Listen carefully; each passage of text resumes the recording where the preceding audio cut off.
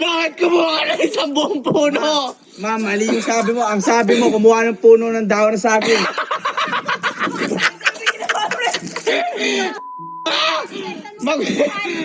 Magbubudel fight tayo. Ano ginawa mo? Sunod ko lang para sabi mo, kumuha ng puno ng dahon ng saging. Eh, saan mo nga kung saan yung dahon? Siyempre sa... Budel fight, hindi piniplanting.